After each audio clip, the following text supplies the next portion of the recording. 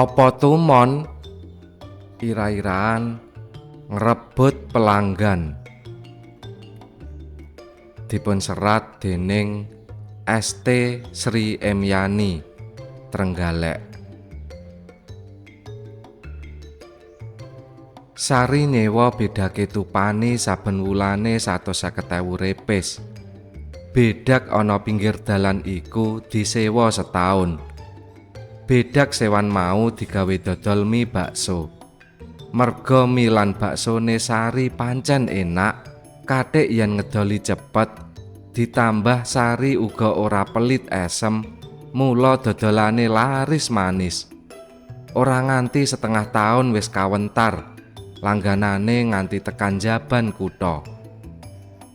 Weruh warunge Sari laris banget, tuwuh krentek meri ing teleng atine Tupani. Kepriye supaya langganane Sari iku bisa direbut? Mula bareng Sari teka menyang omahe saperlu ndawakake sewan bedak, Tupani ngempakake jurus kanggo nundung Sari sarana alus. Ngeten lho Lek Tupani, dugi kula ngriki niki wau saperlu badhe nerusaken kontrakan bedak setunggal taun melih. Ngene lho Mbak Yusari. Nggih, pripun Lek Tupani? Taun iki apa-apa mundhak kanthi kepeksa menawa sampeyan isih arep ngontrak bedakku. Yen gelem tak undakne sewane. Sepurane ya yu.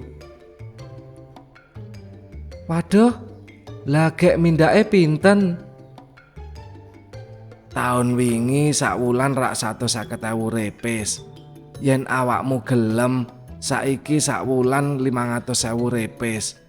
Iku wae kudu dibayar setahun. Piye yu? Hah?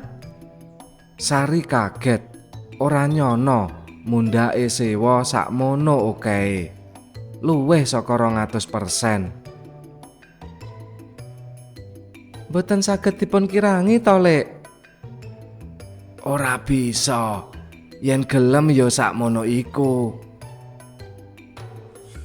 Abot kanggone Sari yen ditarik sewa semono. Wusana Sari mutusake pilih laren dhisik anggone bebakulan. Entuk-entukane bathi saka dodolan mie bakso arep nyoba digawe tuku sawah kangge ulah tetanen bae. Sakbanjure bedak iku dening Tupani digawe dodolan mie bakso dhewe. Tujuane mung kepengin ngrebut pelanggane Sari. Nanging merga dodolane mie bakso kurang mirasa, kathik oleh dodol ya ora ajeg, suwe-suwe pelanggane padha ngalih. Usahane Tupani malah bangkrut. Duit sewa saka Sari entek dienggo bakulan. Lah iya, wis kepenak kari nrimo bayar kontrakan, merga meri meruhi larise dodolane liyan, banjur reka-reka bakulan dhewe, usanane malah rugi. Apa tumon?